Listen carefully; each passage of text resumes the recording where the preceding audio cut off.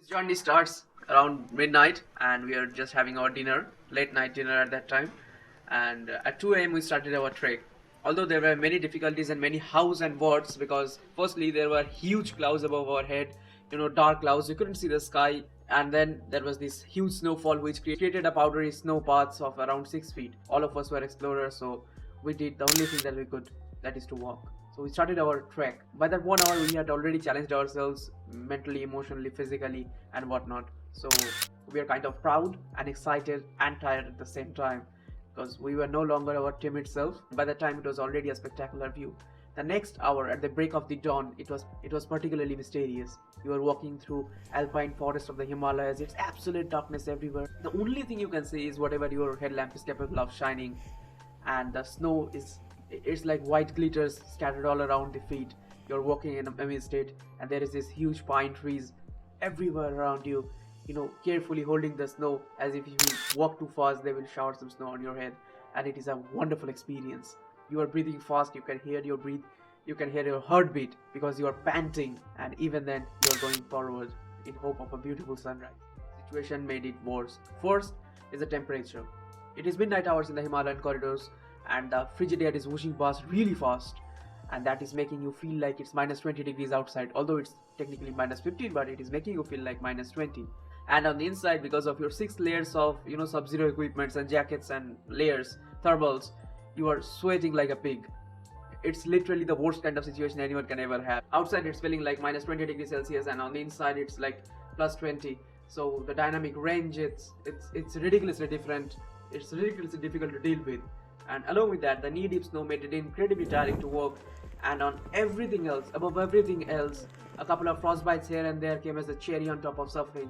So you can understand the situation right there. It's absolutely dark. We are walking towards our destination without the hope. And the snow made us so slow that we were kind of skeptical whether we would be able to see the sunrise at all. By the way, now is the time for another shameless self-promotion. That is, if you could just press the red button down there, it would help us creating more content and create them in a beautiful way. With that being said, let's continue. It was kind of quite perplexing, but either way we kept pushing on. After a couple of hours we noticed that our nose started to bleed, because when you travel to the higher altitudes like that and in low temperature, the lower air pressure, the blood vessels in the nose, they just erupt and cause heavy bleeding. That is also when you face a runny nose in mountains. Either way, we kept on moving forward, and at the break of the dawn we were almost at our destination when one of our team members, she screamed out in excitement. She was like, "Hey, look at the glow." So all of us stared back at the eastern horizon, and there was this yellow glow amidst the blue Sierra line. So it was looking ridiculously beautiful, like ridiculously, absolutely fantastic and magical. And that yellow glow, it made sure that the man of the hour has arrived, which means the sun was about to rise, and we were already behind our schedule. So we started to run through the snow. It was tiring, but like maniacs, we just started to run amidst this frozen horizon towards the peak from where we could see the sunrise at all. So when we reached near the peak, we could see this beautiful Sierra line horizon, this mountain line presenting with different shades of neon and blue, and it looked fabulous. But the cherry on top came when the sun rose. Its golden rays pierced through the thick fog around us, making it look magical.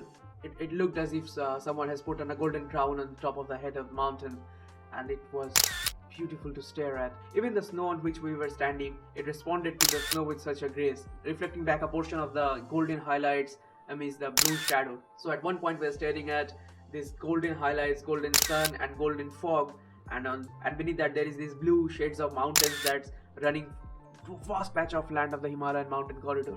So it looks fabulous. You see, you can understand the situation. There is this white snow slopes, and then there is this mountain line, and on top of that there is this sun which is glowing yellow. So it looked fabulous, and I am particularly proud of this scene because we are standing there with our friends forever. We chased, we fought ourselves, we made it through the night, we made it to the top, and right now we are staring at one of the most beautiful sunrise that Middle Himalayas has to offer. So that was the story of me and my friends chasing for the sun at the heart of the Himalayas.